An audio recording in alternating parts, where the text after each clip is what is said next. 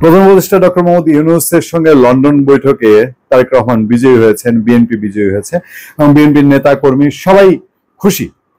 এবং এর পাশাপাশি তারেক রহমানের বডি ল্যাঙ্গুয়েজ, তারেক রহমানের তার থেকে অনেক বছর বয়সী ডক্টর মোহাম্মদ ইউনূসকে শ্রদ্ধার সঙ্গে অন্তত একটা যে সম্বোধন, তারপর তার বসার ধরন, বিএনপি মানুষজন এটাও খুঁটে খুঁটে দেখছেন যে তারেক রহমান চাইলেই তো পায়ের উপর পা তুলে বসতে পারতেন, সেটাও বসেন। এগুলো নিয়ে বিএনপি মানুষজন তারা অন্তত খুব খুশি। তারা বলছেন যে এরকমই চাই, এরকমই হওয়া উচিত। এবং তারেক রহমানের কথাবার্তায় আগের চেয়ে অনেক চেঞ্জ এসছে, নিঃসন্দেহে চেঞ্জ এসছে, সেটা অনেকেই পজিটিভ ভাবেই দেখছেন, এগুলো নিয়ে কোনো সন্দেহ নেই। তবে এই মিটিং এ কয়েকটা ঘটনা ঘটেছে। ঘটনার একটা একদম শুরুতেই তারেক রহমান যখন গিয়ে পৌঁছালেন ডক্টর মোহাম্মদ ইউনূসের হোটেলে, তখন তাকে রিসিভ করার জন্য এগিয়ে গেলেন খলিলুর রহমান, প্রধান উপদেষ্টা, নিরাপত্তা বিষয়ক উপদেষ্টা এবং রোহিঙ্গা বিষয়ক হাইলি রিপ্রেজেন্টেটিভ। তারপর সেই মিটিং স্পটেও গেলেন, তাদের মধ্যে কুশল টুশল বিনিময় হওয়ার পর তারেক রহমান এবং ডক্টর ইউনূস 1-to-1 বৈঠক হলো।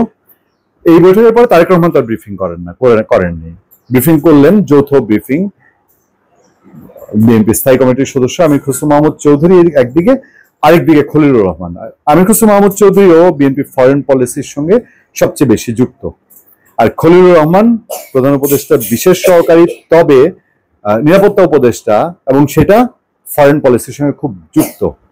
প্রধান উপদেষ্টার সঙ্গে খেয়াল করে দেখবেন তার আমাদের যে নিয়ে কূটনৈতিক সেক্টরটা দেখেন, আমাদের বিদেশ মন্ত্রী যদি বলেন, সেই উপদেষ্টা আমাদের পররাষ্ট্র উপদেষ্টা তৌহিদ হোসেন তিনি যান নাই। এখন তারেক রহমানকে রিসিভ করা এবং পরের ব্রিফিং প্যারালাল টু বিএনপি স্থায়ী কমিটির সদস্য আমির খসরু মাহমুদ চৌধুরী, তার কাউন্টার পার্টকে এদিকে খলিলুর রহমান। এই খলিলুর রহমানের পদত্যাগের জন্য, এই খলিলুর রহমান থাকলে নির্বাচন সুষ্ঠু হবে না, এই খলিলুর রহমানকে নিয়ে প্রচন্ড আপত্তির কথা বিভিন্ন মহল থেকে, ইভেন বাংলাদেশের সেনাবাহিনীর যে সেন্টিমেন্ট, সেনাবাহিনীর যে অবস্থান, সেটিও খলিলুর রহমানকে নিয়ে অনেক রকম অ্যালার্জির কথা শোনা যায়। সেই খলিলুর রহমানকে কৌশলে বিএনপিকে কি হজম করালেন ডক্টর মোহাম্মদ ইউনূস। এখন এই খলিলুর রহমানের পাশে বসে ওনাকে সাথে নিয়ে যখন যৌথ সংবাদ সম্মেলন করা হয়, তখন তোমাকে মেনে না, দুদিন আগে যে বলেছেন পদত্যাগ চাই, আজকে ওনাকে পাশে নিয়ে আপনি যখন ওনার ডেলিভারিটা গ্রহণ করছেন, সন্তুষ্ট হচ্ছেন, ওনার মুখ দিয়ে যখন ডক্টর ইউনূসের কথা আসছে যে নির্বাচন ফেব্রুয়ারিতে, এপ্রিলে না, এটা যখন গ্রহণ করবেন, আপনার খলিলুর রহমানকে মেনে নিতে হয়েছে।